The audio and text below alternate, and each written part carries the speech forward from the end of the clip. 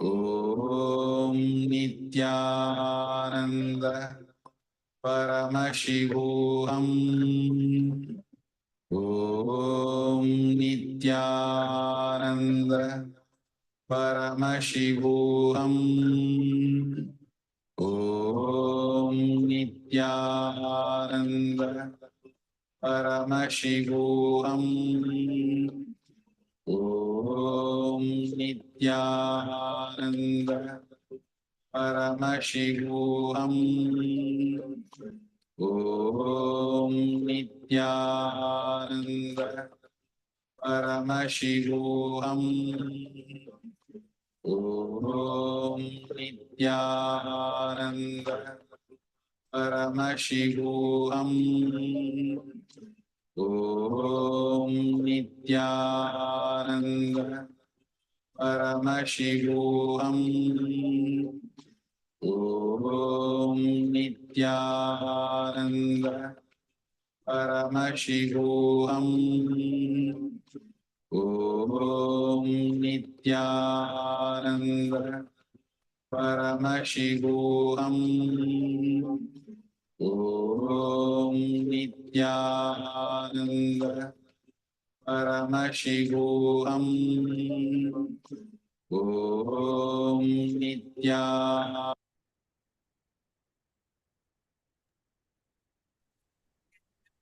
Now, please go ahead and share your power manifestation of meditation experience.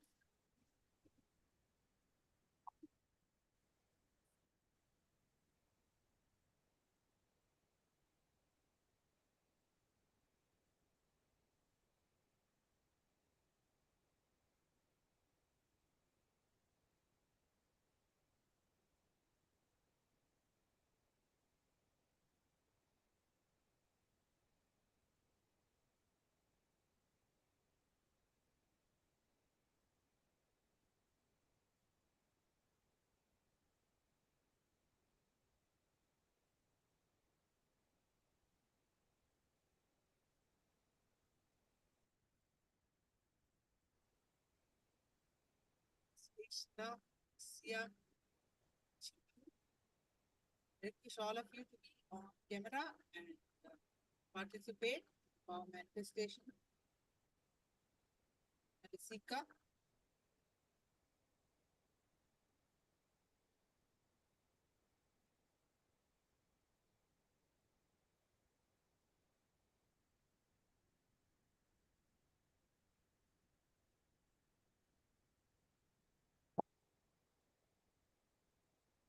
So now let's listen to what is karma in more secrets of karma revealed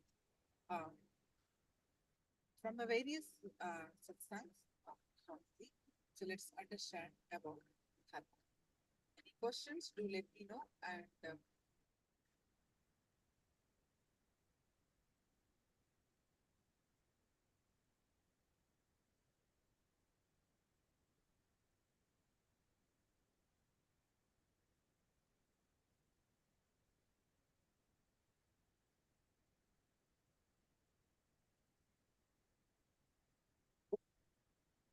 Karma, that's all.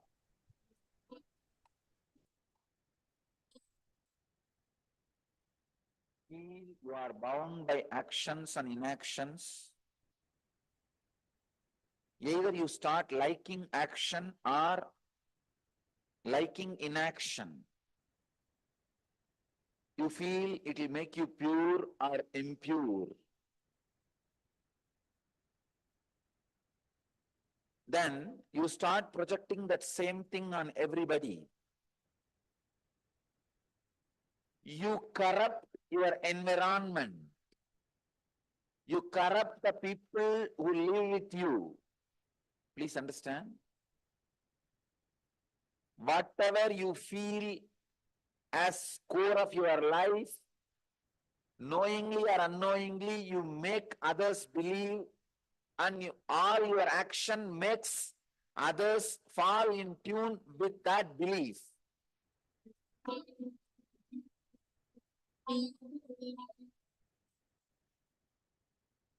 Whatever you are not able to make it part of your life, your understanding is bad karma. Whatever you are able to assimilate and make it as part of you is good karma. Please understand, it's like this. The projector. Some scenes are projected through the projector on the screen. Sometimes the light is too big. Only some 70% is falling on the screen and the 20% is falling out, 30% is falling outside the screen. The screen is life. The projector light is karma. Whatever is falling inside the screen is good karma. Whatever is falling outside the screen is bad karma. So now what to do to make the whole thing as good karma? Just expand the size of the screen.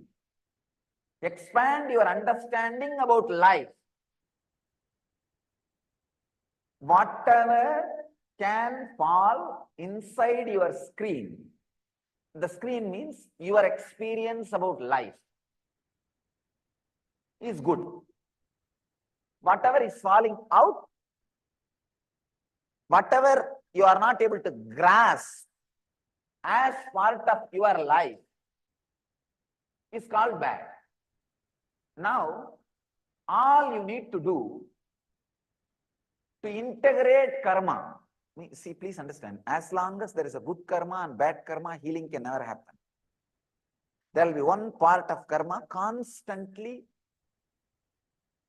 hurting you, haunting you. Just expand your understanding about life.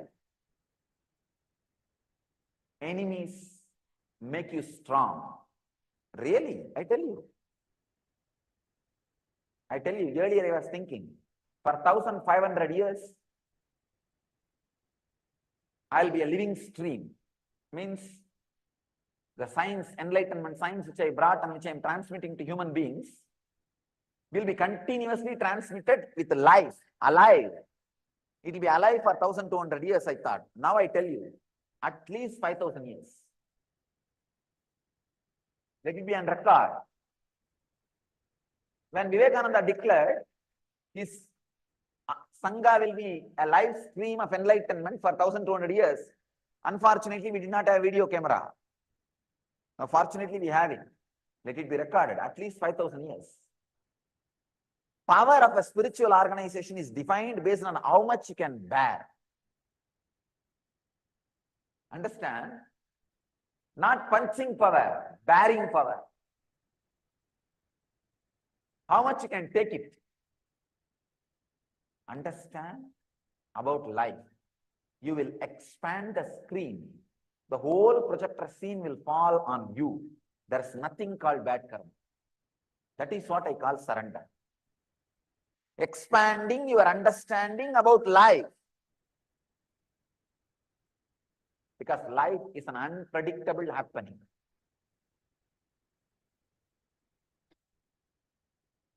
When you are ready to expand the screen, means your understanding about life, your experience about life, whole thing falls inside the screen. There is no bad karma. Understand? Bad karma is the projector light falling outside the screen. Projector light is a karma. Your understanding about life is a screen. Just expand it. I tell you. The weight which you lift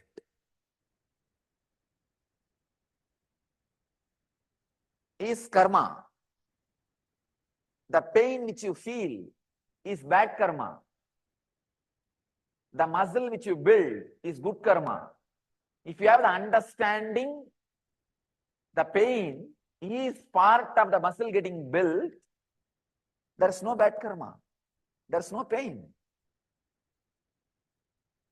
Then suddenly you will see, whole thing is good. The enemies who attack is karma. The richness which you became, The strength which you became is good karma. The pain you go through at that time is bad karma. But if you understand the richness, the strength, the extraordinary strength happens because of the pain which you go through at those moments of insecurity. When you understand that, there is no bad karma. Whole thing becomes light.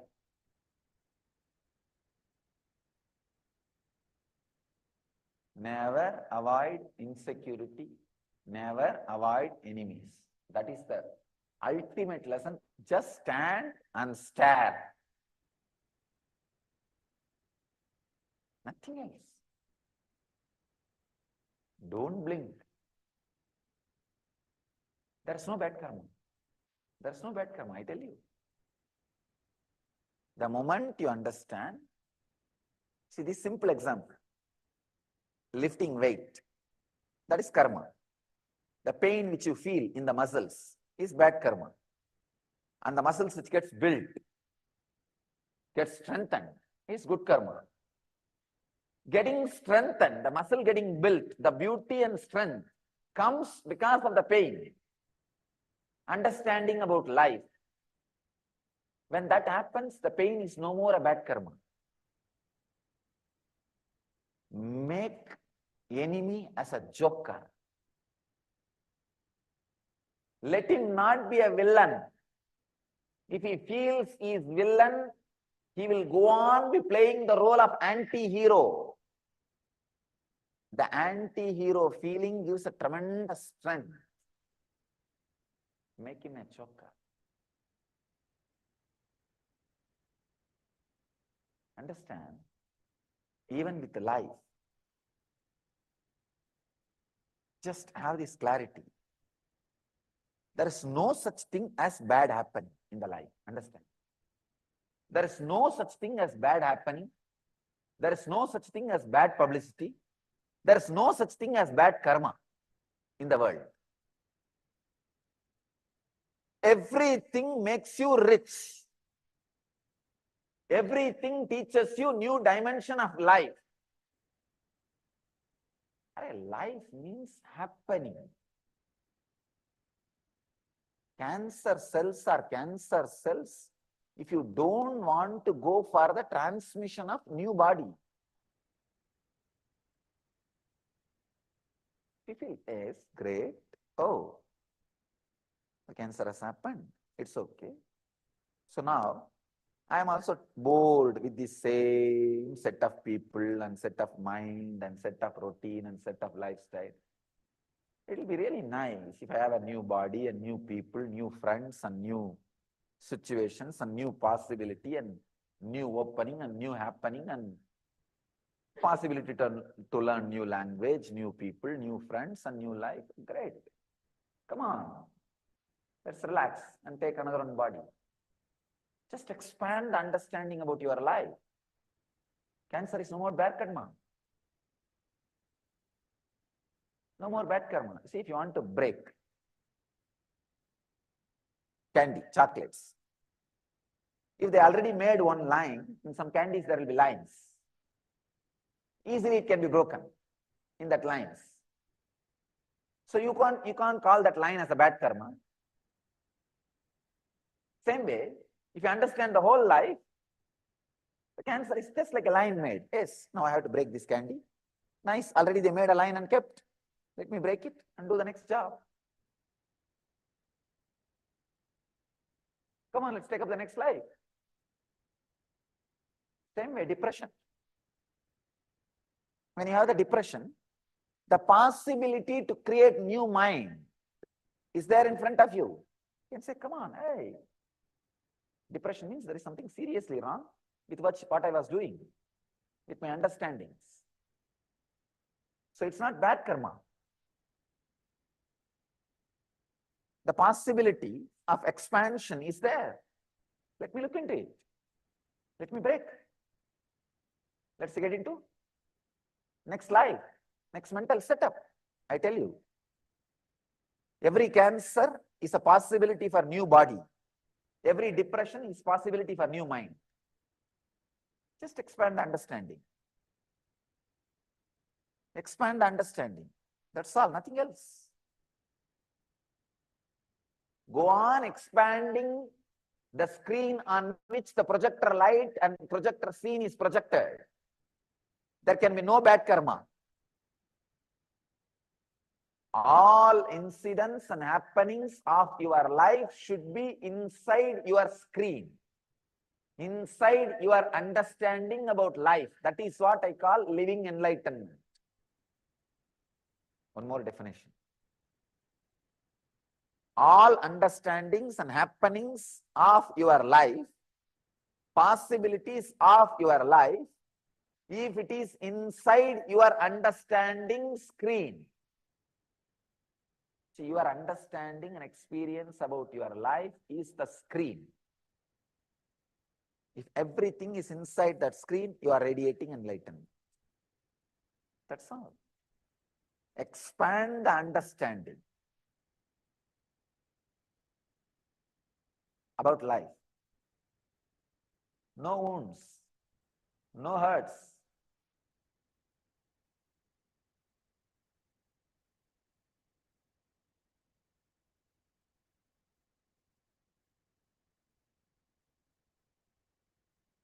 There is no such thing as hurt, wound, pain, bad. When you understand and expand your experience about life, everything makes you rich. Everything makes you rich.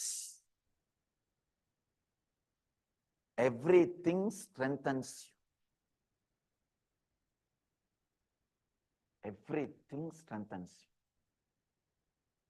you. Look inside. Never ask, why should this happen to me? See, I have seen in Indian villages, they will make jaggery, the country sugar. They will boil the sugarcane juice. I have seen when it is getting boiled intensely, slowly, it will become thicker and thicker. And all the dust part will slowly get gathered in one corner. In one corner, all the black dust part will gather.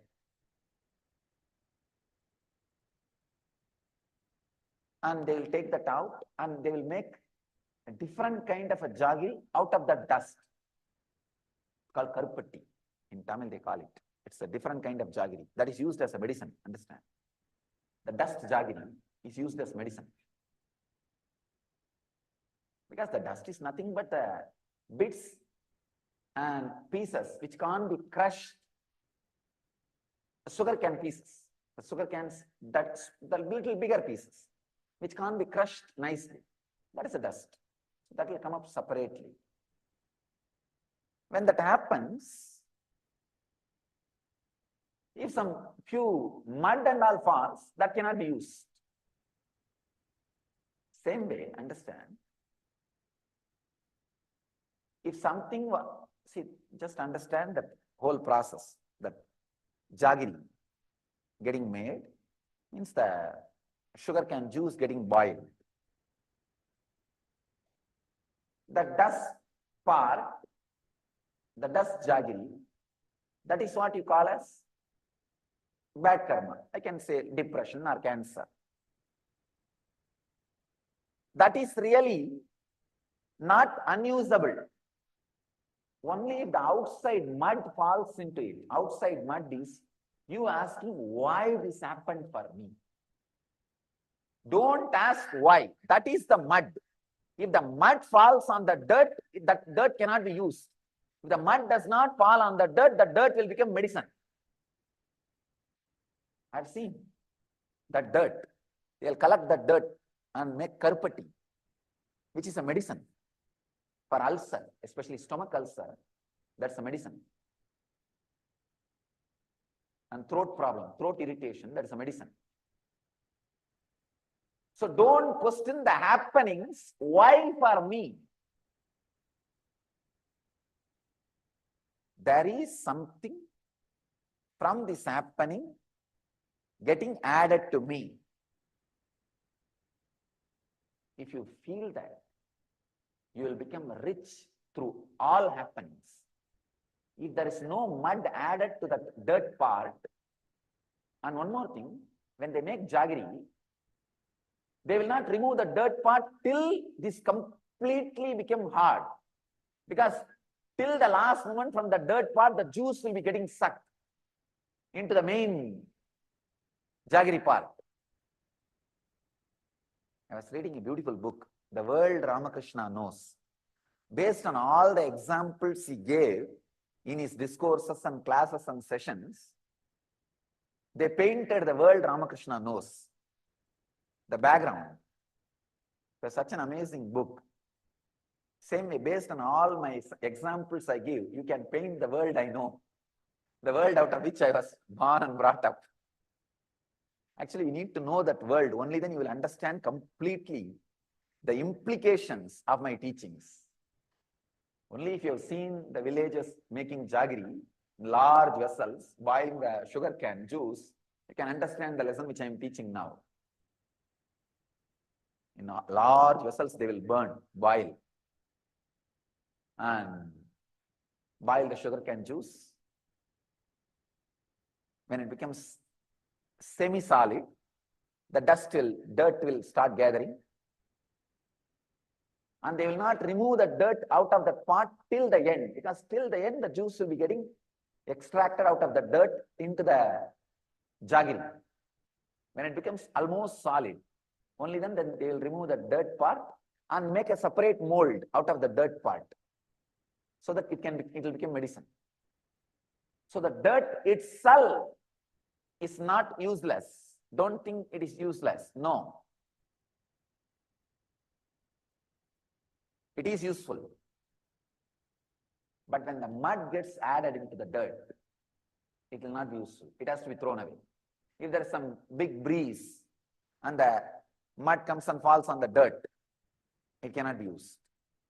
Same way, when you ask the question, why this happened to me?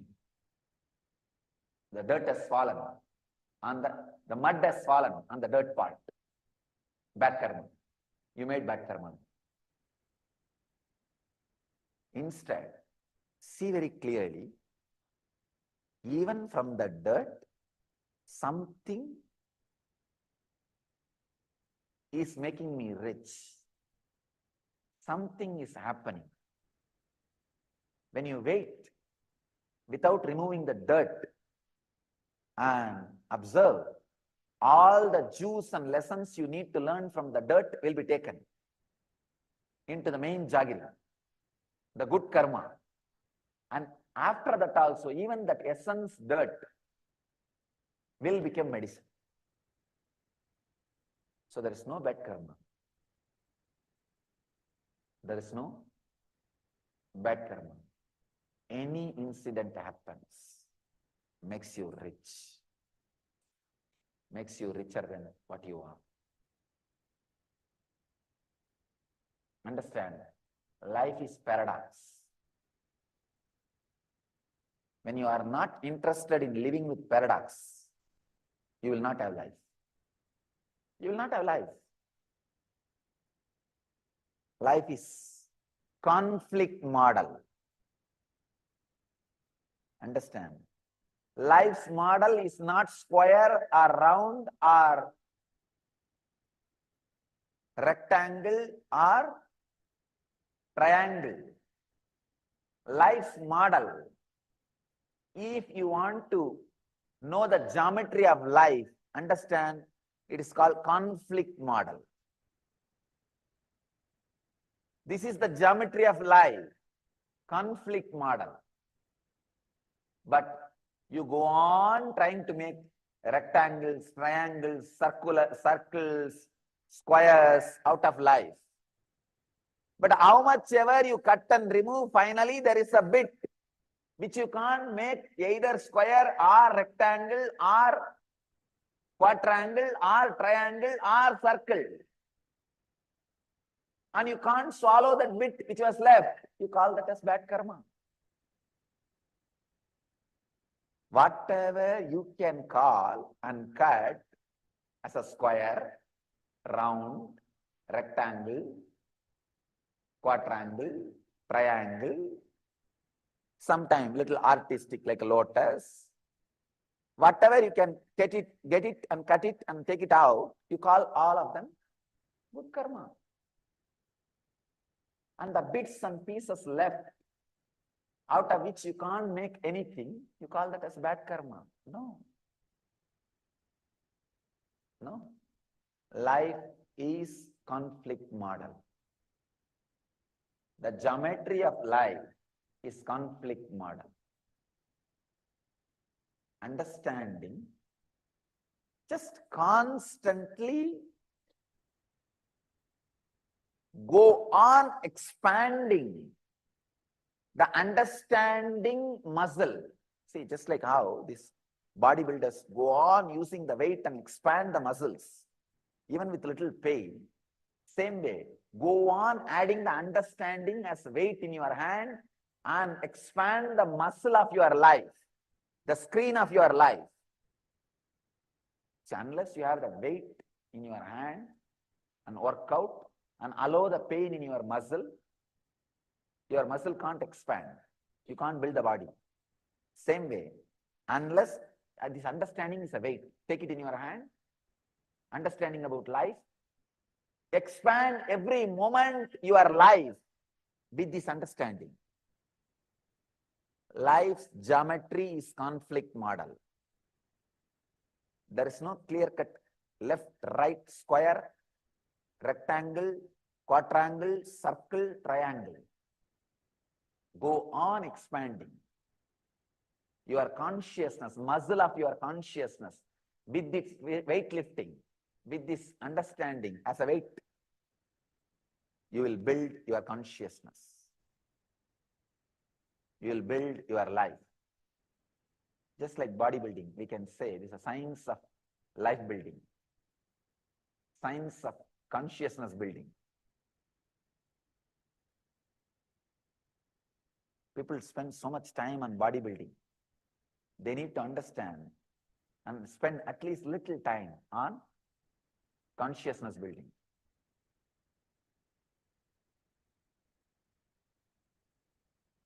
On life building. If you understand karma, healing happens immediately.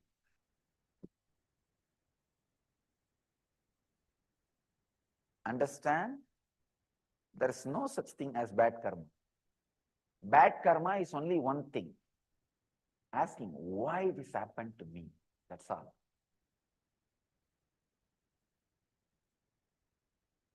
Another one funny thing. If you go and hit at the wall and say, why there is a wall here? I should be walking through this way. Why is a wall here? And you go on hitting. Who is going to suffer? Then you will blame the person who decided to build. Then you will blame the person who built. Then you will blame the person who funded it. Then you will blame the person who poured water to it. Then you will blame the person who painted it. Then you will blame the person who is not demolishing it. Without understanding the simple science, door is other way.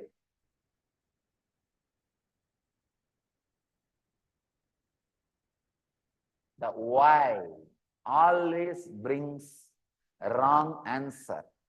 You are hurt for wrong reasons. Don't be hurt by the person who built the wall, who funded for the wall, who painted the wall, who is maintaining the wall.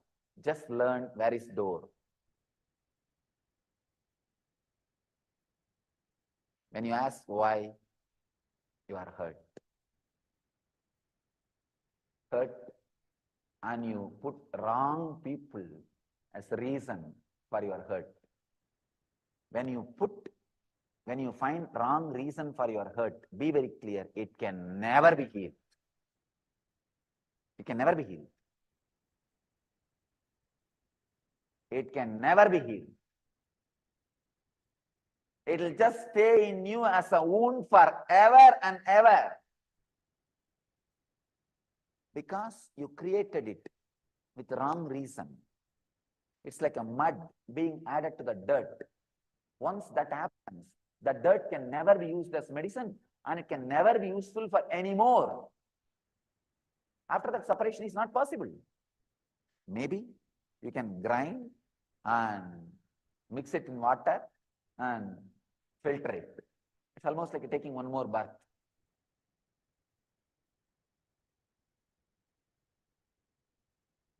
Understand this great truth. Life is an extraordinary insecurity. It is extraordinary insecurity because it is living. Living means extraordinary insecurity. Either you can be exhausted by it or excited by it.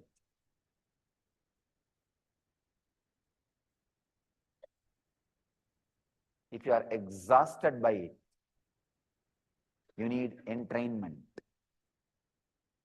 If you are excited by it,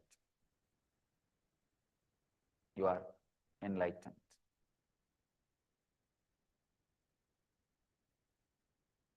Understand these 5 E's. Life is an extraordinary uncertainty.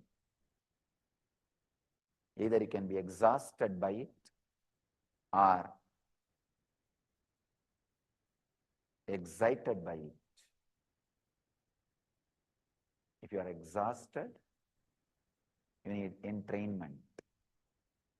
Don't go for entertainment. Entertainment means diversion. No. You need entrainment. If you are excited by it, you are enlightened. I tell you, the secret of that courage is this one understanding. I never ask the question, why? No. Not even once. Why this for me? No. Why makes you shrink?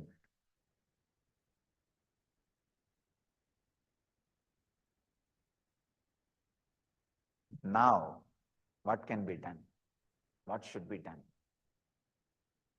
Makes you expand.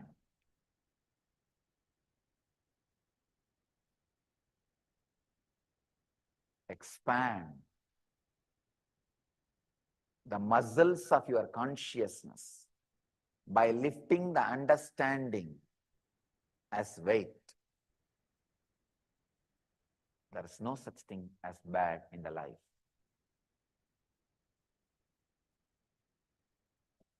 When you understand karma, there is no bad karma, there is no good karma.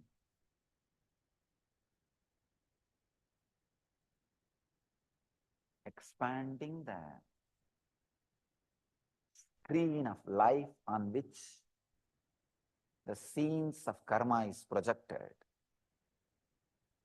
and making sure that no part of the life is outside the screen means no incident, no happening of your life is out of your understanding and digestion capacity, out of your experience. Make sure. Person whose scenes fall outside his screen is bound guy.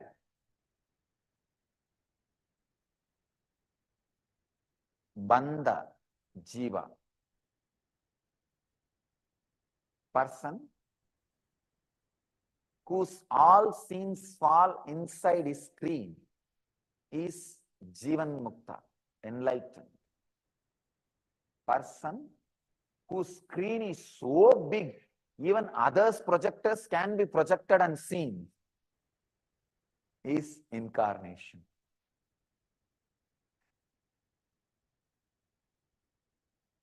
Who has place so vast, even the others' projector scenes can be there.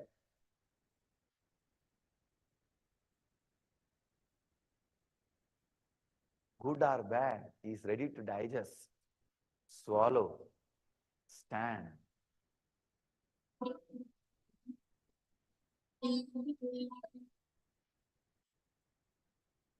Karma. Now I am interpreting this word as action which has not reached perfection. Please understand. Action which has not reached perfection. When the action reaches the perfection, it liberates you. It disappears from the cosmic ocean. Please understand. Action is like a ripple effect. When it reaches the boundary, it disappears. Any ripple effect, when it reaches the boundary, it disappears. Karma is the action which has not reached its extreme, which has not seen the end, which has not seen the perfection. The moment karma sees the perfection, action reaches its perfection, action sees the end, it experiences the extreme. Suddenly, please understand, suddenly it disappears. For example, you throw a stone in a pond. The ripple effect is created. The moment it reaches the end, the moment it reaches the bank, the moment it reaches the perfection, the ripple effect disappears.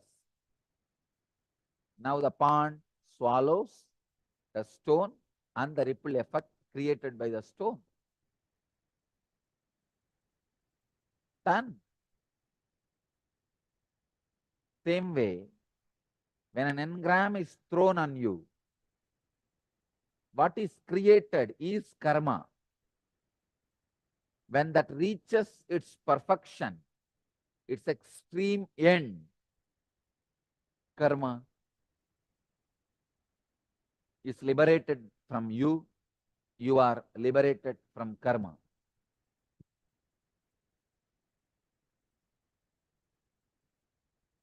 That is why in all our programs, I emphasize so much on completion.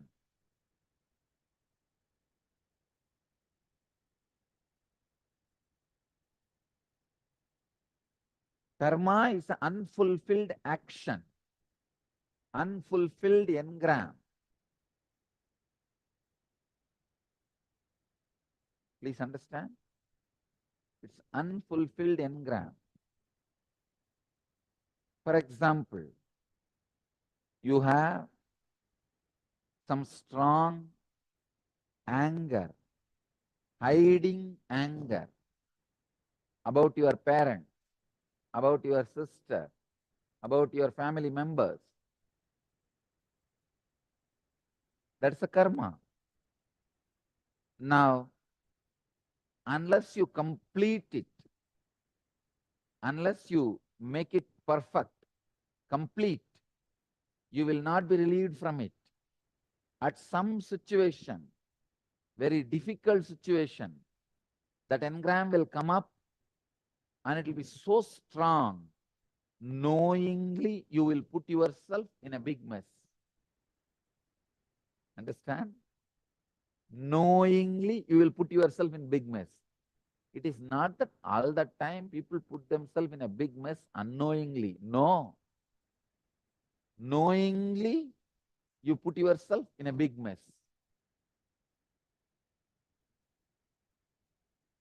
Karmanye vadikaraste ma baleshu gatachanaha ma karma balahe durbuhu mate sangostva karman. Uncompleted, incomplete karmas, when they are sitting in you, they will be so wild, so strong. They will find some justification. Usually they find the justification of comparison. Why? Why should I alone be non-violent? He is also violent. Let me be also violent. Only then I can protect myself. Understand? By all your justification, you may try to be violent. That is not going to protect you.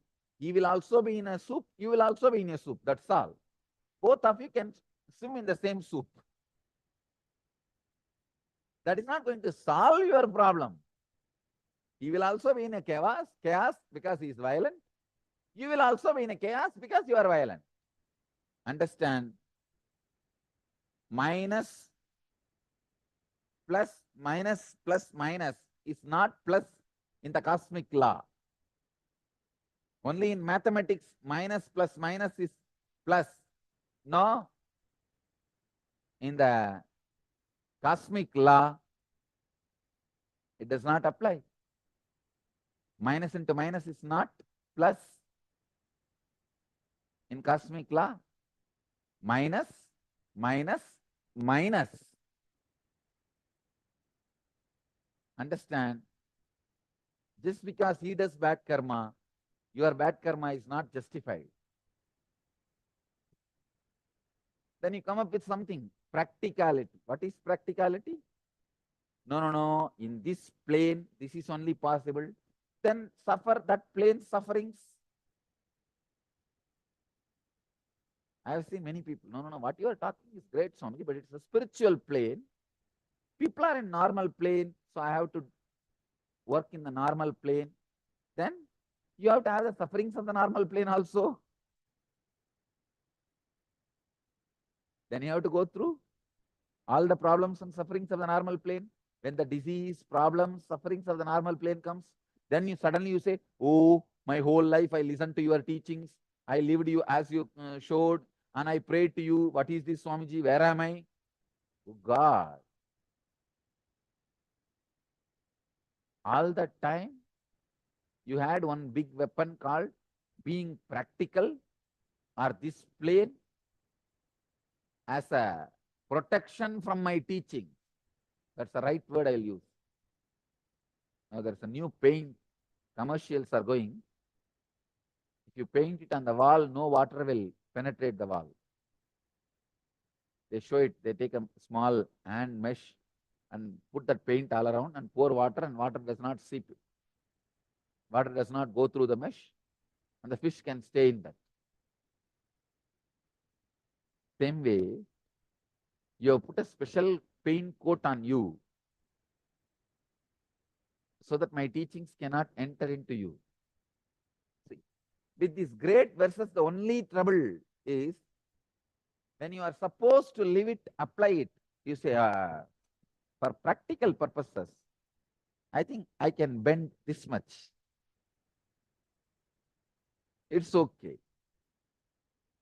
If you are bending for practical purpose means what? This plane of existence. Then suffer all the sufferings of this plane of existence. Be very clear. Karma is actions which have not yet become perfect in you. When you complete them, you are also liberated from that samskara engram. The engrams are also liberated from you. Understand? All bondages are always for both. All liberations are always for both. If it is a bondage, it is for both. If it's a liberation, it's for both. If karma, if you are bound by the karma, karma is also bound by you. If you are liberated from karma, karma is also liberated from you. That is why I am saying every action, completion of the action is really, really, really directly helpful for you, will directly liberate you, will directly lead you to the higher existence. Complete every action you take it up. Just for completing, Because it is there, you have to complete. That's all. Don't bother about the rewards. Don't bother about the results. Don't bother about anything else. Complete just for completing.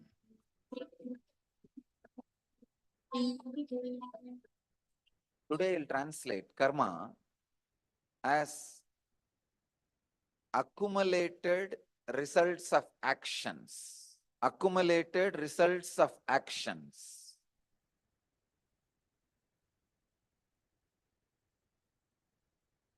Yogi does not have accumulated results of actions because the instrument with which the accumulated results are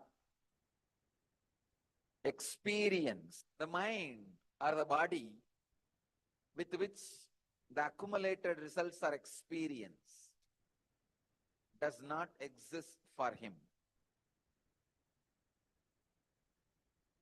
Because he resides in a space where there is no accumulated results are touching. So the logic with which the effects of accumulated karma works around the master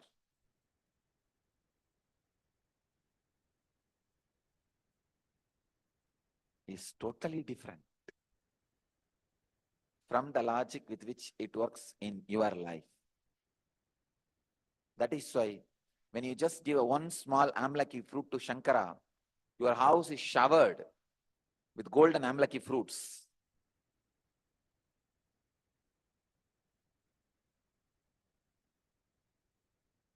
When you just try to give little poison milk to Sri Krishna, like Budana, the whole life is sucked out. Understand the logic with which karma functions.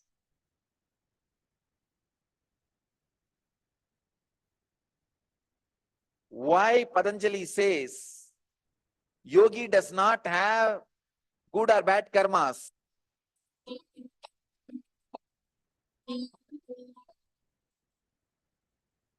In the cosmic system also, the center of the cosmos, the person who has become center, the yogi,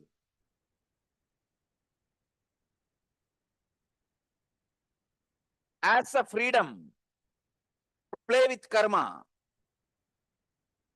to go beyond karma. But one important thing is, neither he is affected by it, nor the cosmos gets affected by it. That is something very unique. Please understand. This point is where the atheists and theists differ. Atheists claim the whole thing is an automated mechanism. But the yogis claim it is not automated mechanism. There is some independent intelligence which plays the role of the center, being the head. But fortunately, it is not equivalent to the political head of a country. See, the freedom political head as over the law of the country can create good and bad. Shukla and Krishna can happen. But the power, the manipulating power, the free will power, a yogi has over the cosmic law, karma, neither as Shukla or Krishna.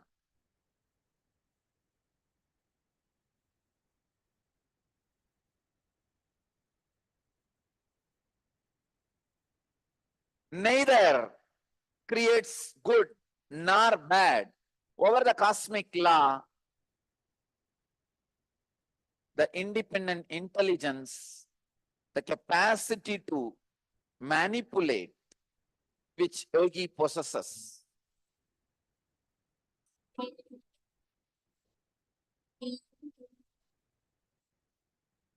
When you do not know the laws of the cosmos, when you are not interested in aligning with the cosmos, the universe tries to align you. That is what you call as punishment.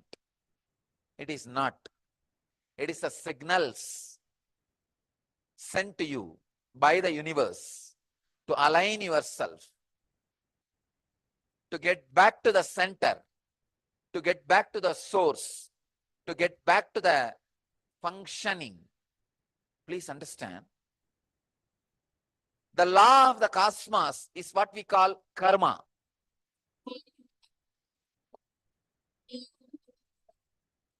All rivers flow into the ocean and disappears into the ocean.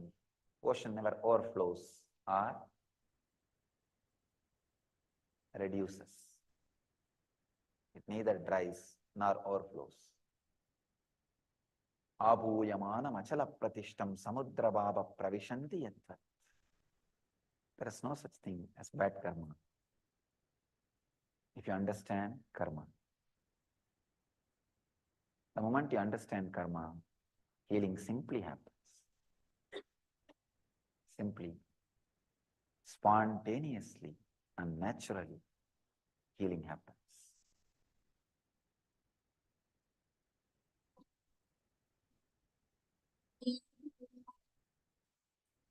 Karma means exhausting your courage by every decision. Every decision make you feel the shoulder pain and exhausted. Oh God, I can't take any more decision. I am going to collapse. Then again, next moment, the next decision you take should make you collapse. I tell you, every time when you stand the decision which makes you feel like you will collapse, your shoulder becomes more strong. It's like workout only. First you use 10 kg dumbbells. You feel you will collapse, you can't handle the pain. But one day you handle the pain and workout, your stamina increases. Next day you can lift 20 kg. Same way. Today you take one wrist, jump. Your mind says, no, I'm exhausted, I'm collapsing. Handle. Next day you will take stronger risk decisions. Just like workout for body, this is workout for mind. Karma means ability to take decisions which exhaust your confidence. If you are not exhausting your confidence every day, be very clear, your life is going to be like a body which is never moved or made to work. Body which is never moved or made to work, what is going to happen? It will just rust and dust over. Body which is never made to work. Mind which has never taken the risk is one and the same. Body which has never made to work, the mind which has never taken the risk is one and the same.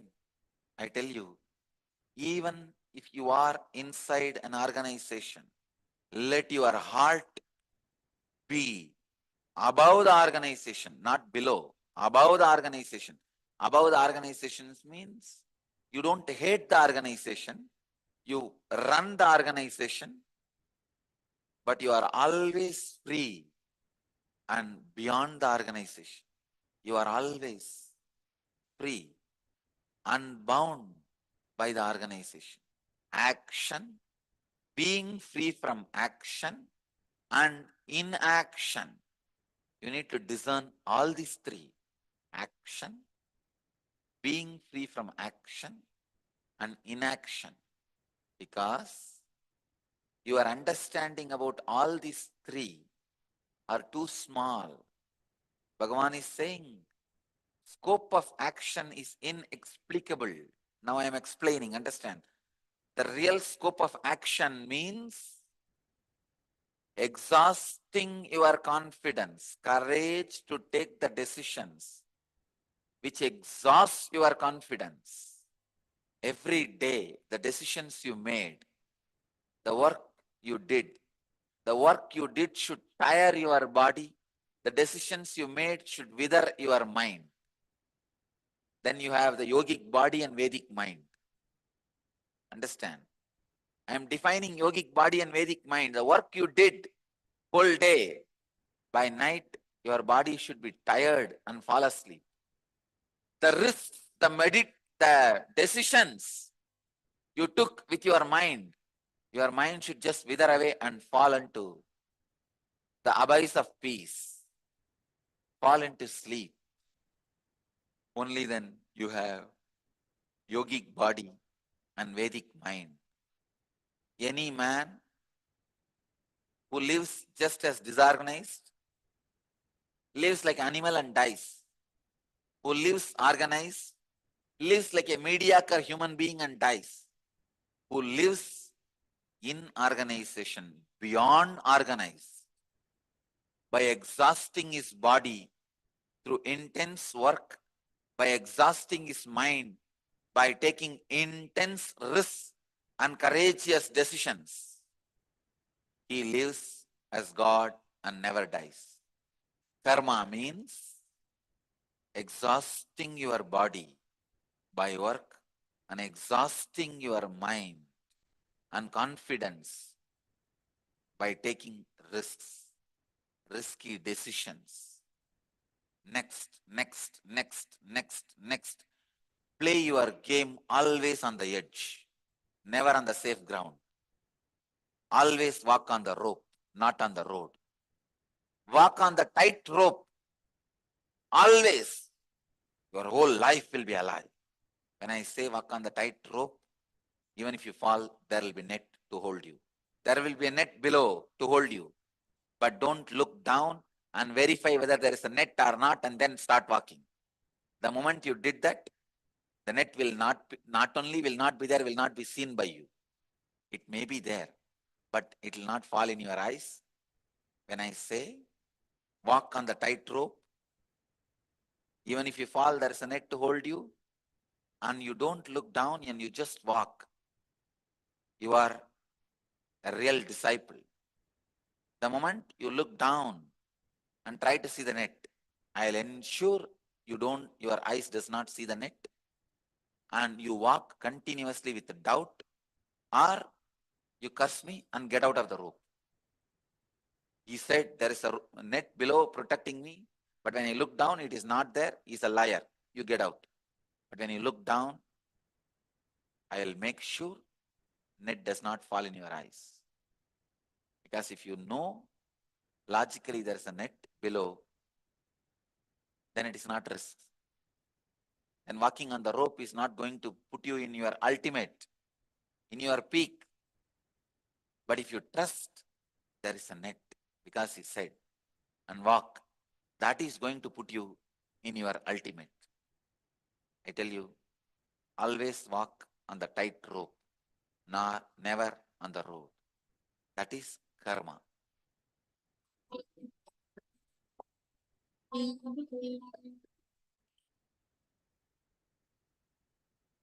Basically, you have 3 layers of karma. Agamya, Prarabdha, Sanjita.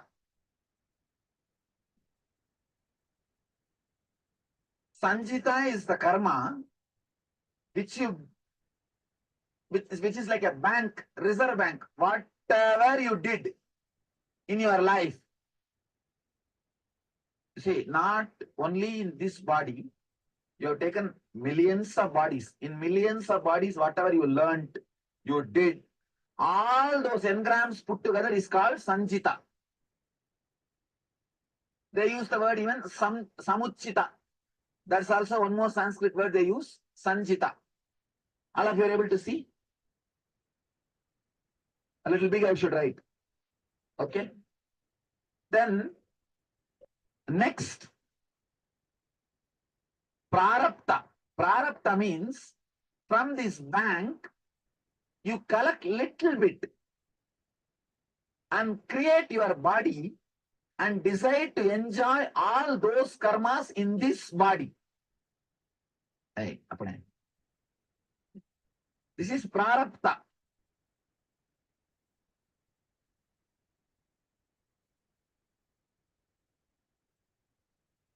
Understand? This is bank. Like all your past collection. That's huge account. You don't know when that will disappear or anything. And bank means don't think some collection saving. It's a debt actually, credit. Credit only. You have to finish them out. This is the prarabdha. Prarabdha is the little bit which you brought to enjoy or exhaust through this body. And the third karma, this is the worst thing. Agamya, after coming down, you start collecting. That is the worst thing. Agamya.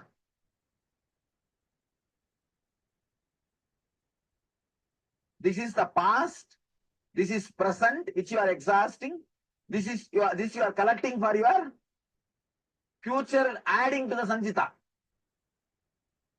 Now, any fellow who lands on the planet Earth to exhaust, for example, here you have 1,000 karma. I'm just giving an example. When you take your body, when you assume your body, you take only something like a 10 karma. Let me finish this 10. And you come down. After coming down, you start collecting 200 karma. By the time you go back, what will happen? Your bank balances increased by 1,210. Neither you exhausted this 10 and you collected 200 more. What will happen next time next time you take the body? 1,210. Then again you take 10 and come down and collect some more. This becomes a vicious circle. This is what we call Janana Marana Chakra. Continuously taking more and more and more bodies and dying, body, dying, body, dying. Now, this prarabdha, 10 karmas, while you are living, exhausting these 10 karmas, if somebody gives you the knowledge, you are not the body, you are not the mind, these karmas influencing you, the influence of these karmas over you will start coming down. Understand? For example, in this 10 karma which you brought when you took the body, see, this 10 prarabdha, for example, in this 10 prarabdha karma, if you have 3 karma which will put you in depression, means 3 samskara, 3 engram, which will put you in depression. 3 engram, depression engram, we can say D, depression engram. Whenever the 3 engrams put you in depression, if you learned how to come out, this 3 will start losing its power over you. It means what? In the 10, 3 has become less. 3 has become less. Whenever you reduce the influence of prarabdha on you, you are accumulating new karma. Agamya will come down. How you know? These 3 karmas have got, these 3 some engrams have got power over you to put you in depression. If they have the power to put you in depression, if you continue, if you obey those engrams and fall in depression, these 3 will not be just 3, they will become 10. That 7 only is called agamya. You understand? So whenever you cooperate with prarabdha, you collect agamya. Whenever the prarabdha loses its influence over you, you stop collecting agamya. So when this influence, this 10 engram influence over you stops, means the agamya collection will stop.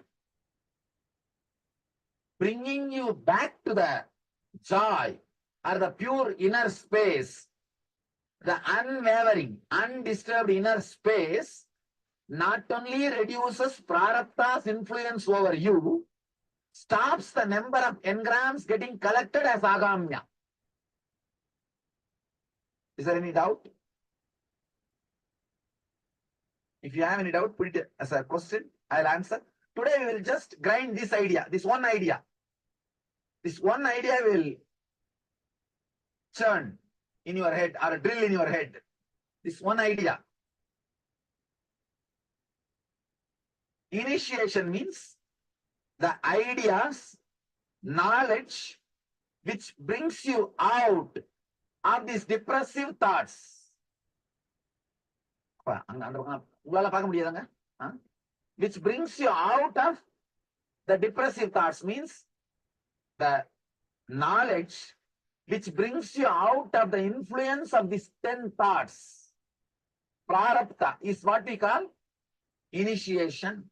Welcome to Inner Awakening, the most powerful personal transformation retreat you could ever experience. In just 21 days, thousands are already experiencing the shortest route to constantly high energy levels, visible anti-aging, healing of chronic diseases, fulfilling relationships, and higher states of consciousness.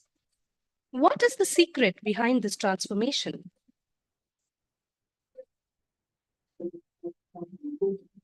Kundalini means the inner potential energy. Once it is awakened, opens the different doors for the conscious experience in you. I can say which is a master key for all extraordinary spiritual experiences.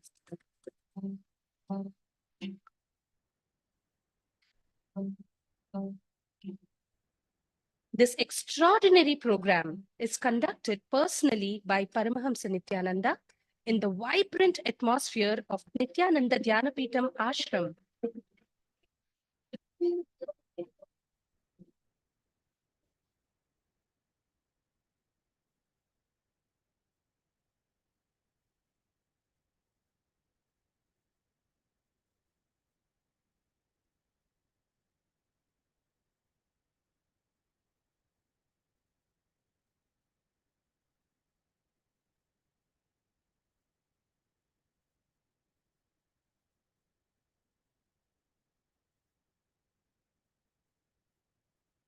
Yeah, everyone. Now, all of you, please go ahead and share what is your understanding. There are so many cognitions that some of you have shared from various aspects. So, what is your understanding? What do you remember now? Your understanding about that. What is your updated understanding? Rishta, are you attending for the first time? Have you attended any of our programs earlier?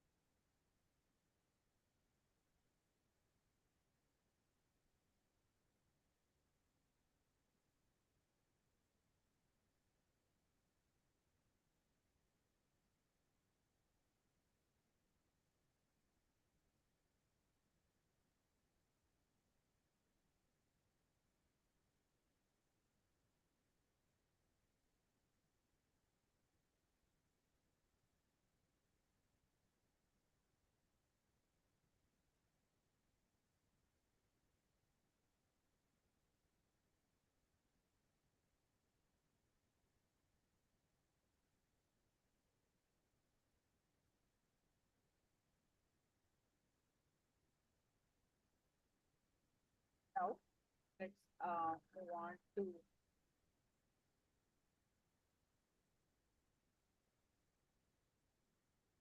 let's do one more round of the power manifestation. We're doing the power manifestation of levitation. And, let's do one more round. This power manifestation, very interesting, awakens your mental state. So, get ready to manifest this power of levitation. So, you need to sit straight, your head back straight, right? And you need to sit in Padmasana, sit down and sit in Padmasana. Padmasana or the lotus posture cannot sit by its chance, but sit crossing. Make sure you are looking around.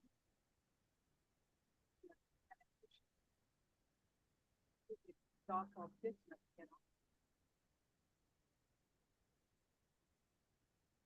make yourself comfortable.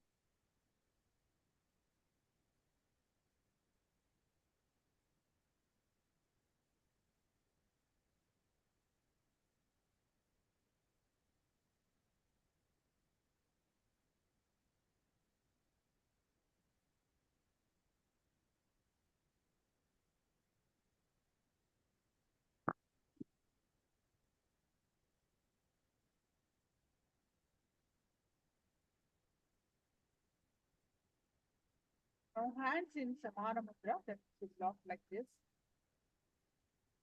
and put it in your lap.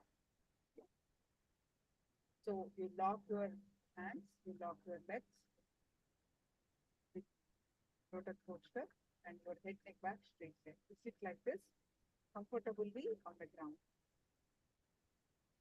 You cannot sit down due to any health condition. You can sit on a chair. Now let us start manifesting the power of meditation. Bring restful awareness to your third eye. Just forget everything. Forget your body. Forget everything. Bring restful awareness to your third eye. Your right from is formed in your third eye.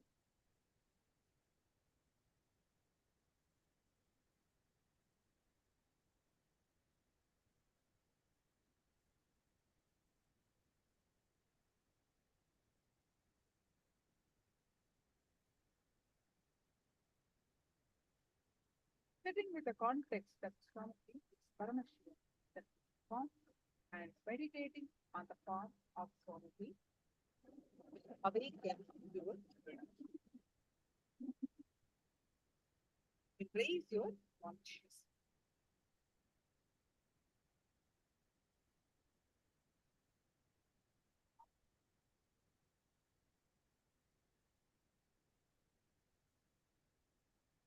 Any thought that are coming,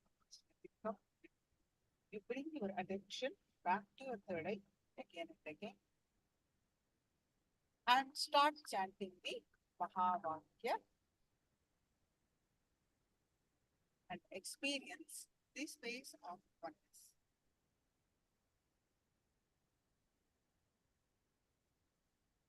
In that space of oneness, declare to levitate, lift off the ground. To manifest the power of levitation.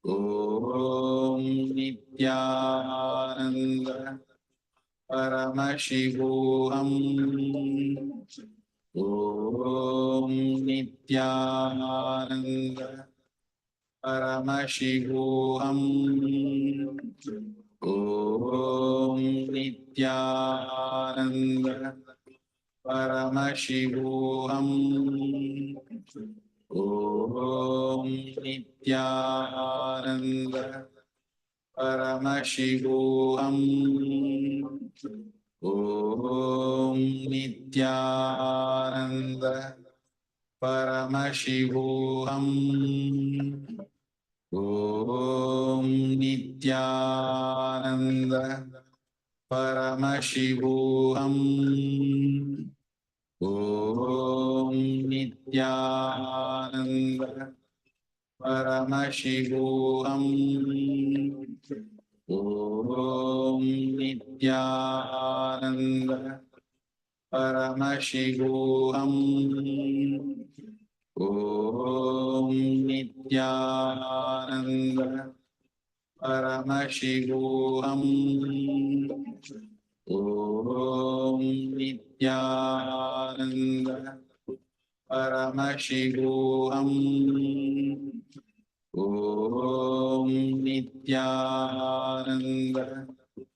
Paramashivoham. Om Nithyananda Paramashivoham. Om Nithyananda Paramashivoham. Om Nithyananda Paramashivoham. Om Nithyananda Paramashivoham. Om Nithyananda.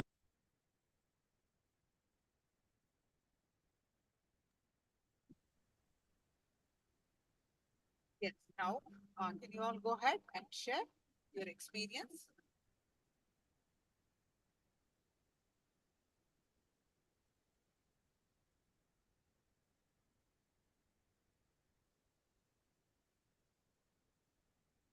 How did you feel? The body felt lift off the ground, or feel heavy, or body a little bit sensation, or body shaking? What is your experience? Can you all go ahead and share?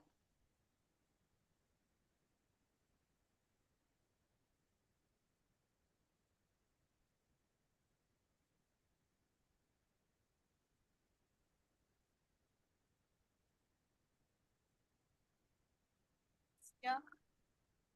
I request those of you who are off camera to be on camera.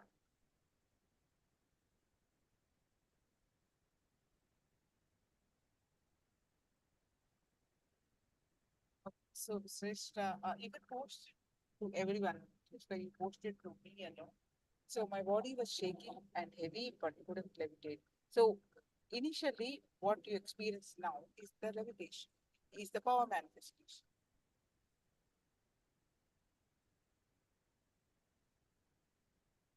No need to put couldn't levitate. Whatever you felt, that is a manifestation. It will when you practice, you will get it. Few rounds we do every day, every session, you will get it.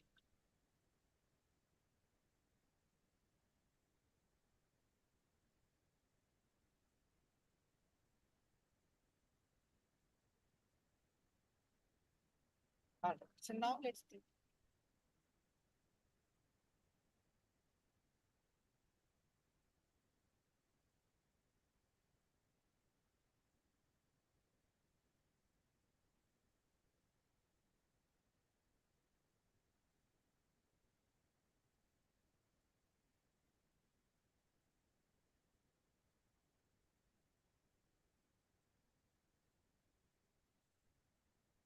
Karma guides you.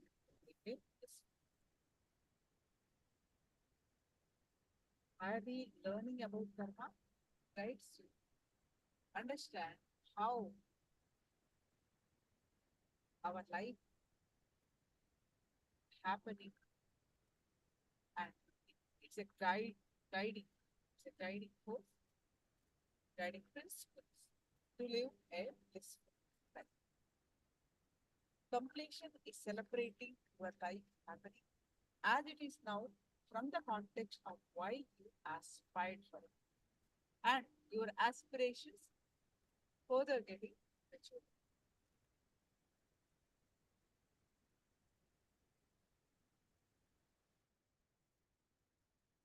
For example, a Shudra aspires to be economically independent so that he can have his time for himself.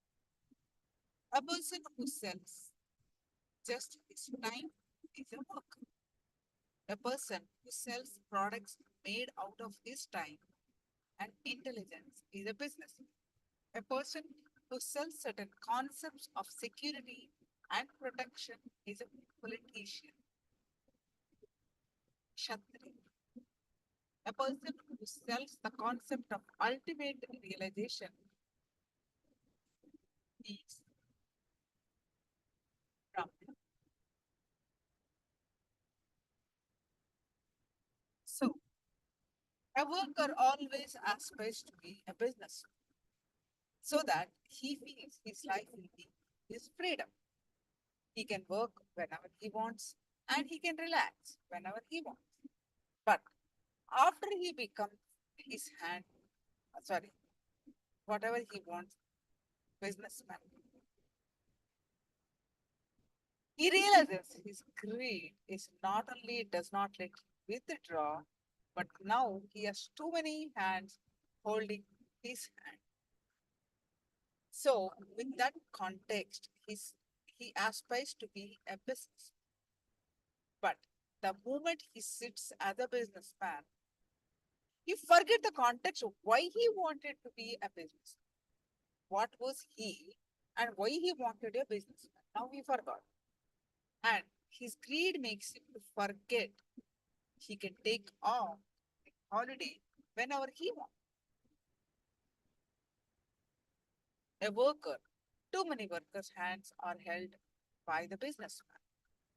So from this side, the worker side, he thinks if he becomes this hand, the businessman, he can withdraw whenever he wants and be free.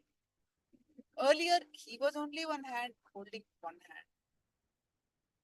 Now too many hands are holding his hand. Too many people are depending on, or he is holding too many hands. Whatever way you make it out. So when he becomes a Vaishya, that is a businessman, if he forgets that he wanted to become a Vaishya, a businessman, just to have the freedom of his life, being a businessman becomes a frustration for him. But if he continues to remember he wanted this seat just to have time for himself as he wants, he will be celebrating this seat. Remembering the context why you wanted what you're having now leads to completion. If you remember that why you wanted to have that, why you wanted to become something, after achieving, you should not forget the context. The karma comes, the problem comes when you forget the context. So they are just giving some false sense of security and they are ruling. So a businessman aspires,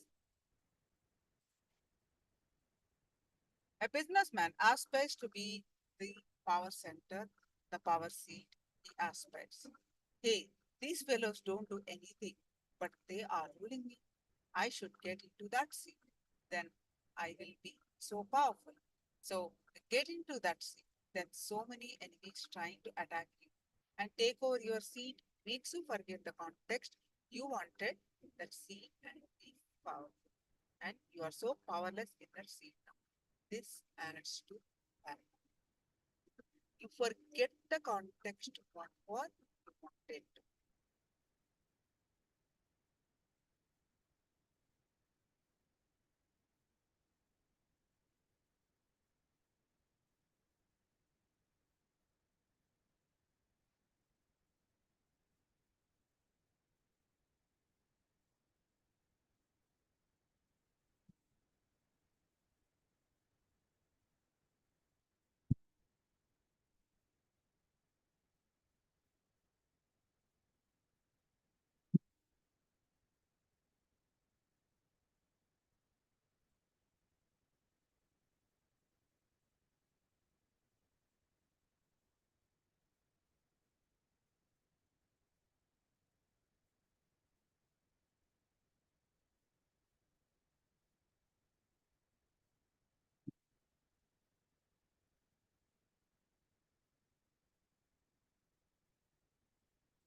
Now decide to break free from the karma.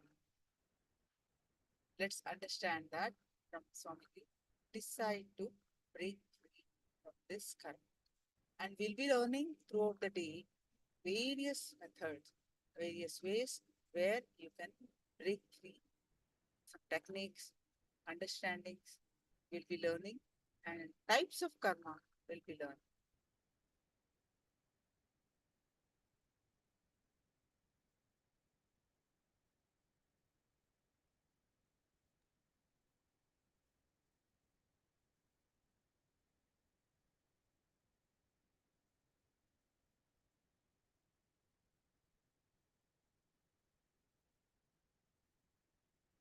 The pure essence of these two, Vidya and Avidya, simultaneously, that is knowing the true and complete knowledge of consciousness and doing actions from the sacred cognition of consciousness, thereby through Avidya crosses over and descends death, transcends death, and through Vidya experiences and celebrates the nectar of immortality and bliss, the eternal space of oneness with consciousness. Listen. Recognizing the karma pattern in which you are stuck, thought current in which you are stuck, and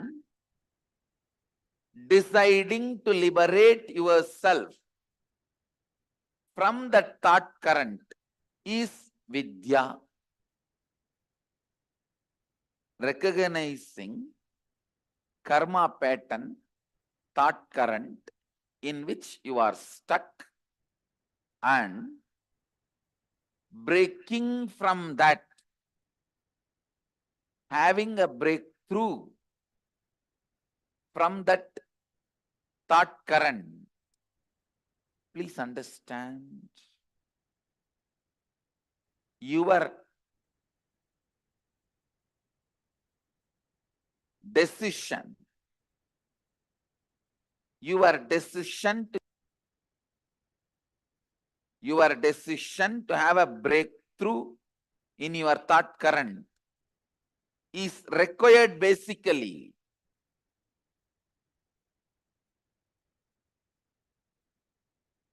to have any breakthrough and have liberated thinking.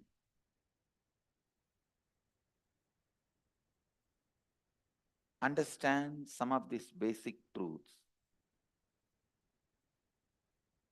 If you have a thought current which can cause some health issues, be informed that thought current can never give you fulfillment in wealth also. And it can never lead you to enlightenment also. It cannot give completion in any field of your life.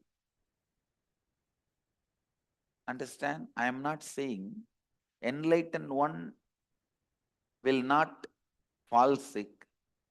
All I am trying to tell you is when you are working towards enlightenment, if a thought current is bringing sickness to you, it will not be able to bring completion to you. Means the thought current which you are entertaining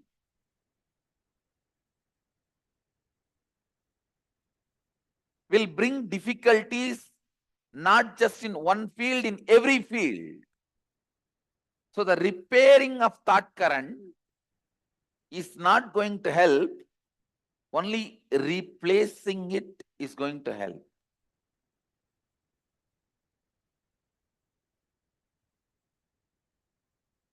When you have a problem, do not suspect just your actions. Suspect the very you. Please understand. Do not suspect just your action. Suspect the very you. Means your very thought current, your idea about you. Suspect that very you, because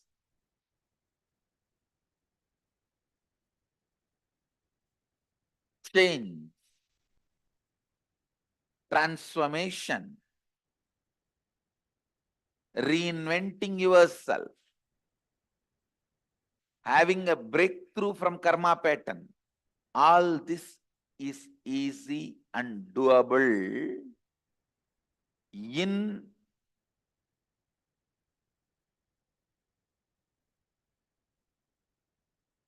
simple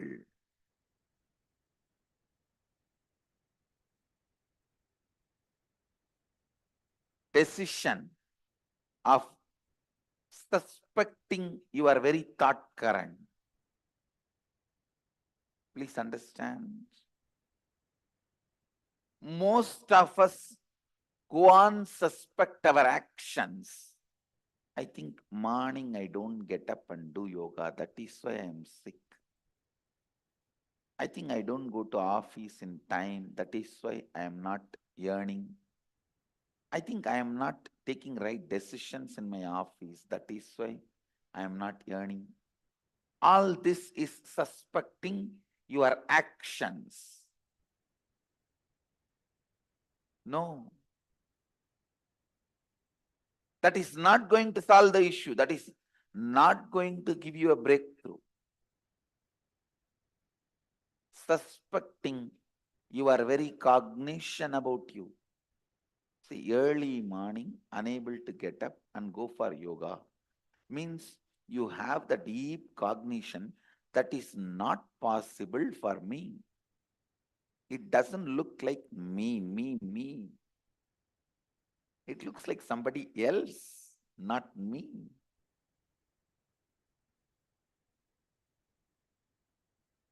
The man who can doubt his thought current will go beyond self-doubt. Actually, the ultimate yourself can never be doubted. It is self-effulgent. Whatever you can doubt, your self-doubt, self-hatred, self-denial, SDHD is all about your thought current.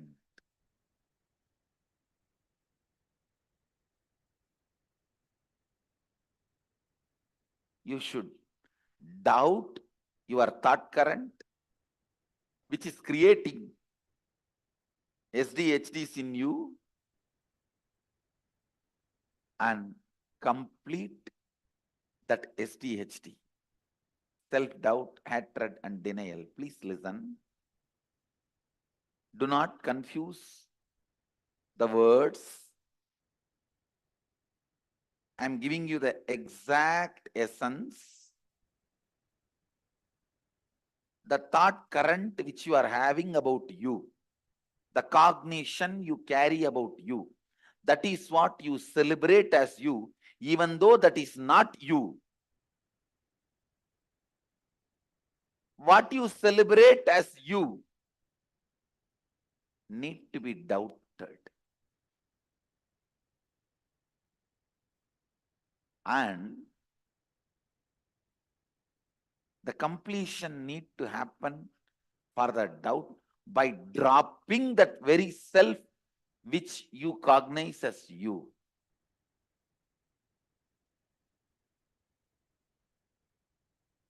I tell you,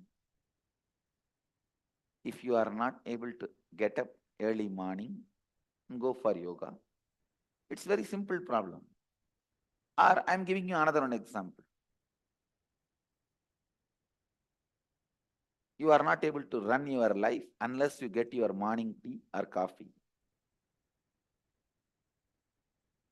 You are not able to relax unless you take out your stress on somebody else. Listen, it may look very simple issue. The simple issue can't be healed, completed, just by you attending to some of your actions. No. Understand?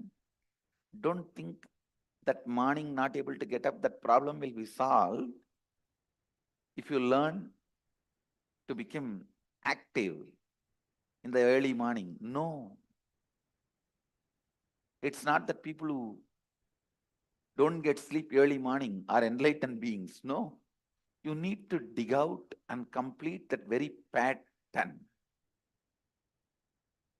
You need to dig out and complete with that very pattern. Why you are not able to get up? Why you are doing what you are doing?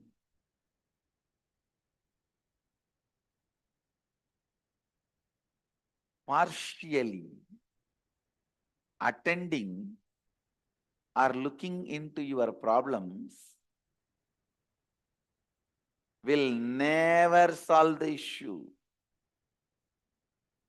The very thought current need to be renounced.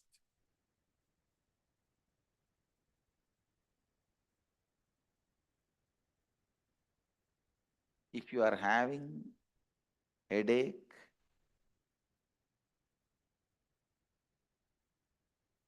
be informed. It will not just resonate in your head, it will resonate till the end of your life, wealth, relationship with others, contentment, everything. Everything. Because it is the thought current. One of the most paradoxical thing in the life is, listen, one of the most paradoxical thing in the life, whenever you need to attend the whole, you attend the part. Whenever you need to attend the part, you attend the whole. It is very unfortunate. Whenever you need to attend the whole, you attend the part. Whenever you need to attend the part, you attend the whole. The very thought current with which you operate need to be replaced. The very thought current need to be renounced.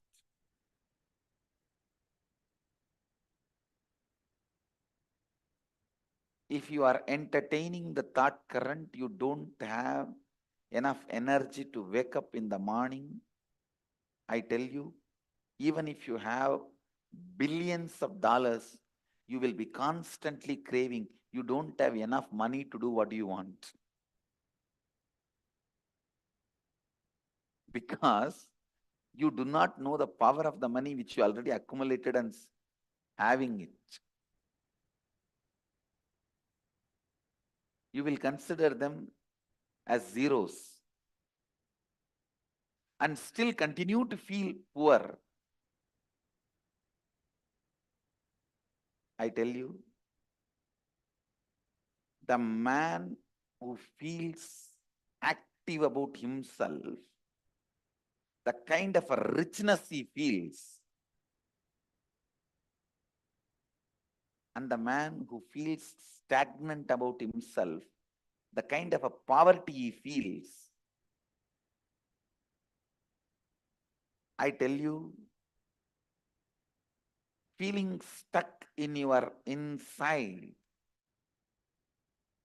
is the real poverty.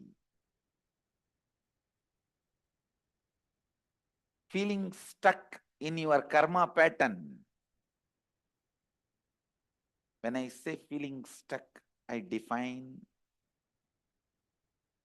please listen, I'll define feeling stuck. Today, you somehow wake up, do little yoga, and even go up to the level of Kirtan, Guru Puja, the 9 o'clock flat.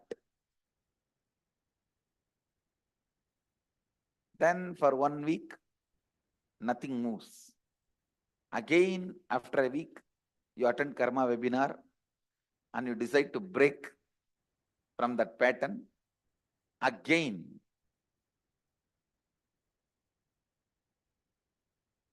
two days, things move. Again, you are back to square one, sometimes even square zero. This is what I call feeling stuck in the pattern. Feeling stuck in the pattern. Understand,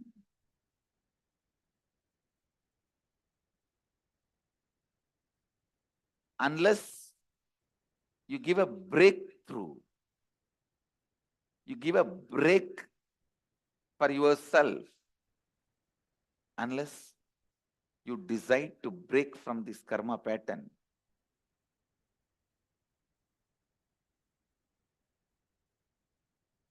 completion never happens. Fulfillment can happen only when you break from karma pattern. I tell you, I have seen millions of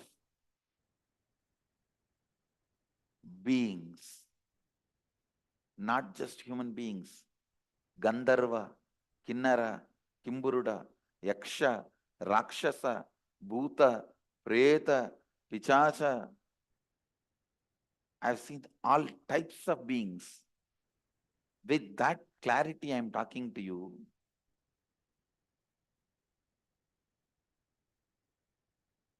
person who is stagnant, who feels stuck with the basic issues of body, even if he has billions of dollars under his disposal, even if he owns billions of dollars, he won't feel himself as wealthy or rich. He will not. I'm telling you. In two plates, if the highest health in one plate and the highest wealth in the other plate, if it is kept and stretched in front of me, I'll choose highest health. I tell you, because what you feel about you decides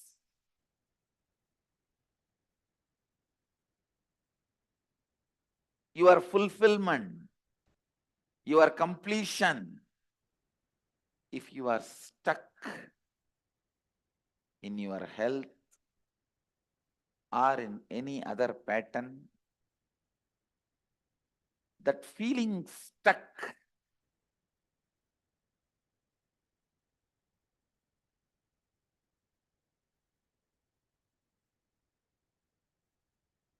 gives you the deep sense of poverty and feeling deprived, that life is not fair to you. Life is exploiting you. Sometimes I have seen just a simple skin color, people feel life is not fair to them because it has not given them fairness. The madness of fairness which occupied the slave India from the colonial period still continuing. I tell you, the day the stupidity of madness towards the fairness disappears, that is the day of independence for India. Really. Still we worship and glorify fair skin. You are taught fair people won't lie. Just see in your life, unconsciously you go on behaving. Fair people won't cheat. Fair people won't lie. Fair people won't be bad people.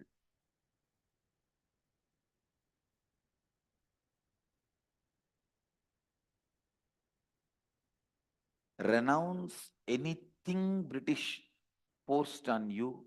Only then you will find your true identity, O Bharat. I am talking to you, O Bharat. Listen.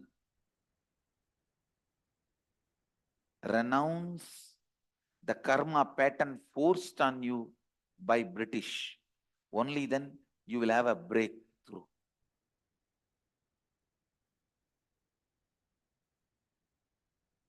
India's unfair obsession with fair skin. In 2010, India's whitening cream market was $432 million. It is increasing 20% a year. 233 tons of skin whitening products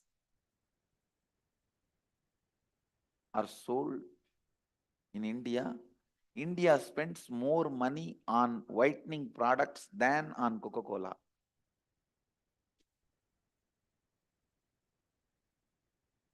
No, it's actually a country's karma pattern, the slavery.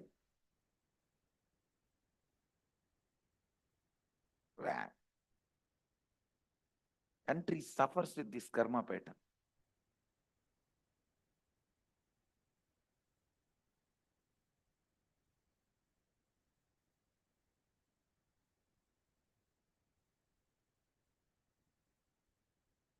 I tell you, as long as you don't give up this whitening attitude and idea, you won't get out of slavery. Till the last whitening cream tube is thrown out of Bharat, Bharat continues to be slave. Because this idea of fair skin infused into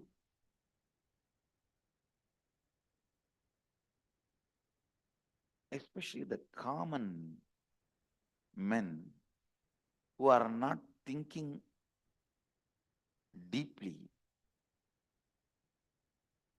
the amount of suffering they go through, stupid. Amount of suffering they go through, stupid. The karma pattern.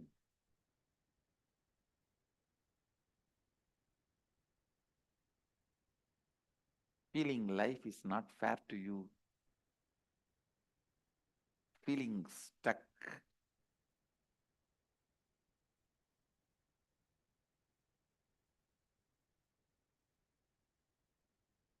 Remember one thing, unless otherwise, you liberate yourself.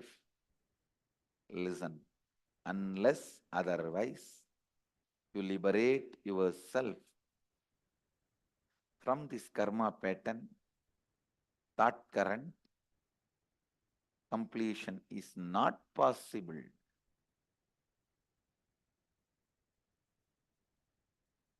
The good news I have for you is, you can get out of this karma pattern. You can break this karma pattern now.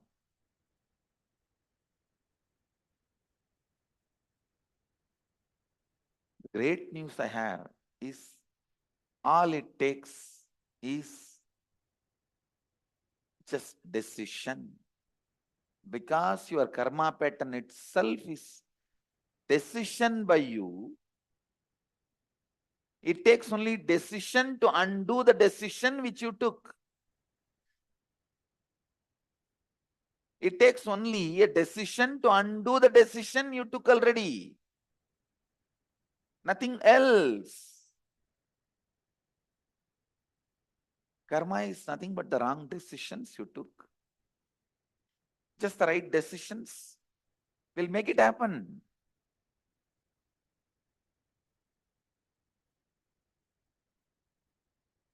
I have seen a person who can break from karma pattern. He always gets new people, situation, understanding, new right things to celebrate life, to fulfill himself.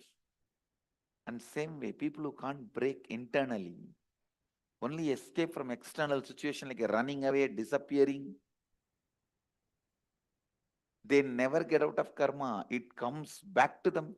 Wherever they go, before they go, the karma is sitting there.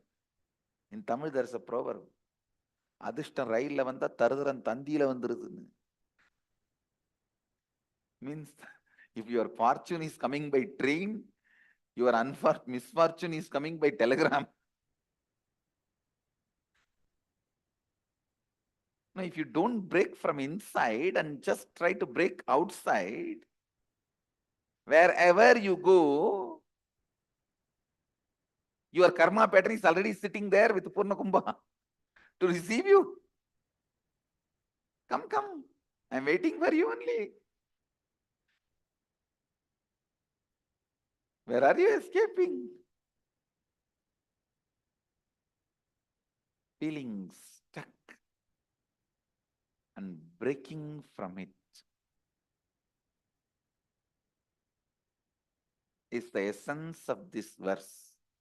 Vidya means recognizing where you are stuck and breaking from it. Vidya means recognizing where you are stuck and breaking from it.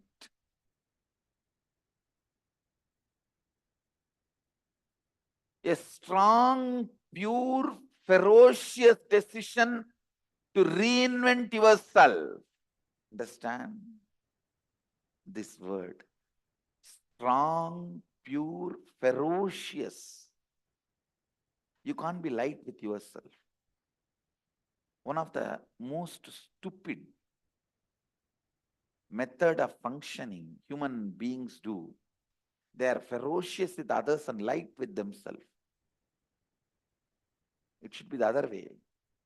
Be ferocious with you to reinvent yourself and light with others.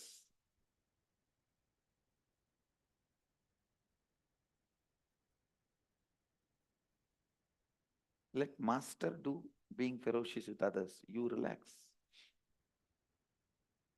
That's his job. Why are you trying to do his job? Master's job should be done by master.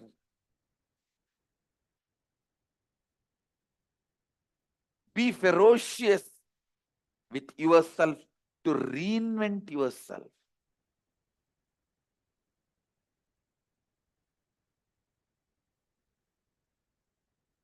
Build the will to renounce the karma pattern.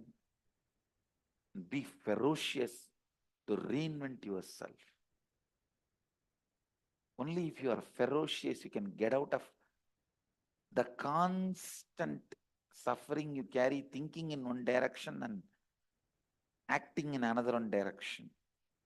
I have seen people, they sincerely think they want to take responsibility, they should become responsible. They will even start imagining that they are responsible. They won't even care that few chairs lying down in the backside, which is not proper. Why can't I take the responsibility to organize and keep them in proper place? They won't even take that basic responsibility. The carpet is lying like that. Or the tables unnecessarily lying here and there.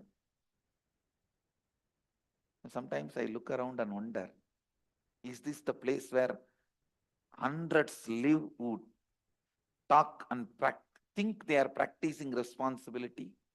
And thousands who come and go who are supposed to be learning about responsibility.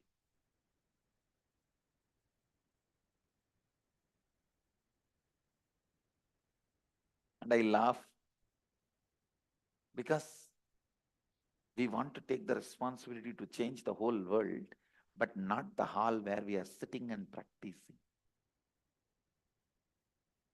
That's what I call vasana.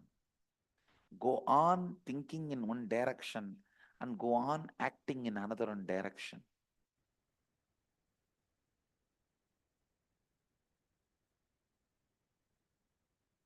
Go on thinking, cherishing that you are responsible.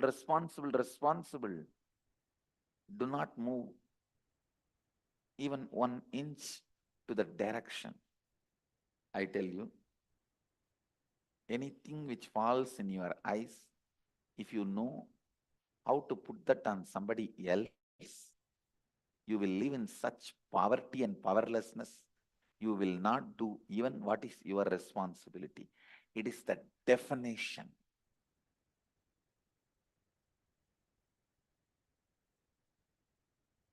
A man who can't organize, it's for all of you. If you can't organize those chairs lying, I'm not cursing. I'm telling you the truth. If you did not feel, if you did not do, you are a failure in your life in all fields. It's not, I'm talking about one chair here. Anything which you look around, anything which falls in your eyes, if you know how to dump it on somebody else unconsciously, you will be dumping everything in your life same way to different non-existing beings.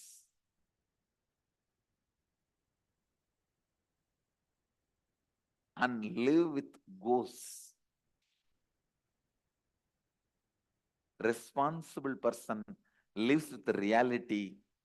Person who can dump responsibility on others live with ghosts, bhutas.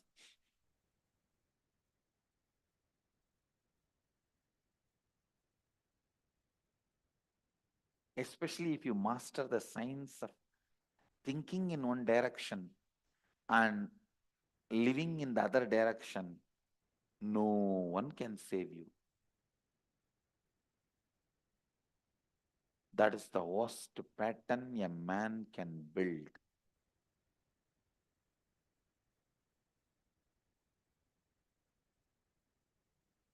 Worst pattern a man can build.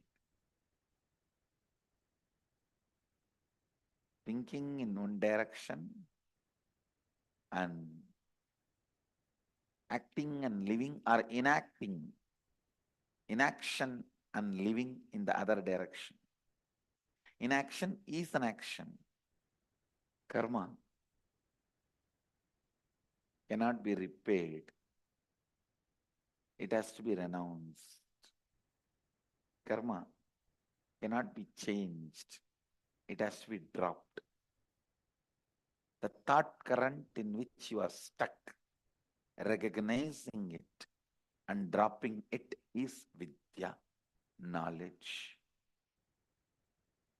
Cognizing the thought current in which you are stuck and ferociously deciding to drop it and reinvent yourself is vidya, knowledge. I bless you all. Let you all radiate with integrity, authenticity, responsibility, enriching, causing, living Advaita, the eternal bliss, Nithyananda. Thank you. Be blissful. Nithyananda Dhyanapitham, Nithyananda Nagar, off Mysore Road, Bidadi, Bengaluru. Phone 08027279999. www.nithyananda.org, www.youtube.com/.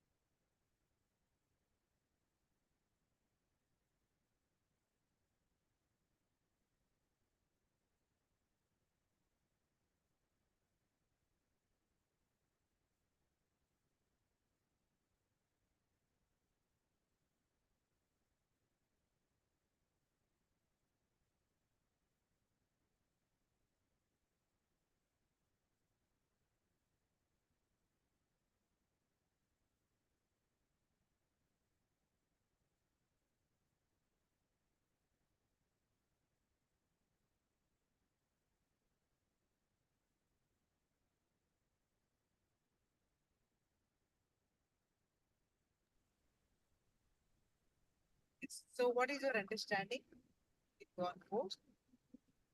What is that Swamiji shared? See, only when you, whatever you listen, when you internalize, only when you internalize, you will understand more.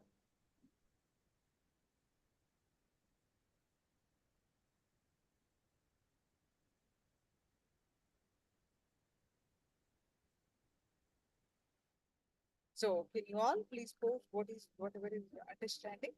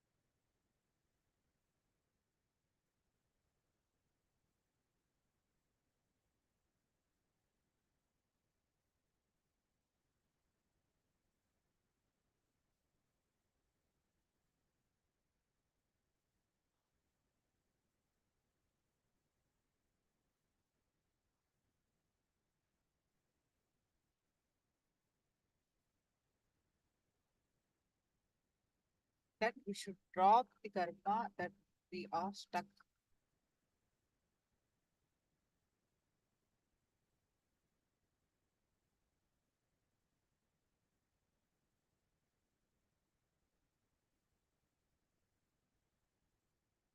So now let's do one more round of our manifestation of levitation. So please sit straight with your head and back straight line. As explained earlier, sit in Padmasana, lotus posture. If you cannot sit in lotus posture, you can sit cross-legged. Make sure you are comfortable on a cushion and no items around you. And your hands in Samana Mudra, your hands locked like this and put in your lap. Samana Mudra and head neck back straight. Now, with this posture, start chanting the Mahavakya. Swamiji's form in your third eye, sitting with a clear context that Swamiji is Paramashiva. Meditating on the form of Swamiji will awaken your third eye, will awaken your Kundalini Shakti. So now, let us chant the Mahavakya and experience the raise in consciousness of Dvaita and declare to levitate, lift off the ground.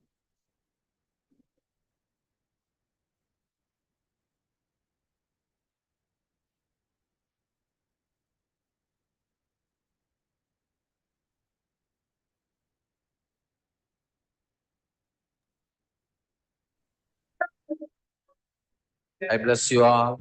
Let you all open all your three eyes and manifest the powers of Mahasudashiva. Om Nithyananda Paramashivoham. Om Nithyananda Paramashivoham. Om Nithyananda Paramashivoham. Om Nithyananda Paramashivoham. Om Nithyananda Paramashivoham. Om Nithyananda Paramashivoham. Om Nithyananda Paramashivoham. Om Nithyananda Paramashivoham. Om Nithyananda Paramashivoham.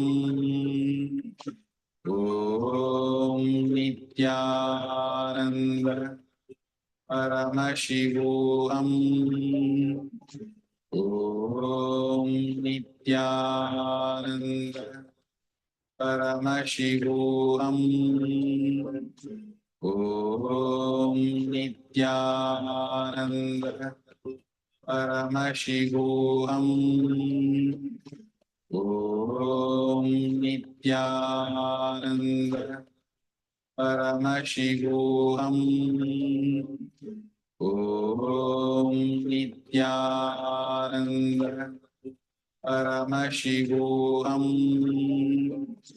Om Nithyananda Paramashivoham. Om Nithyananda Paramashivoham.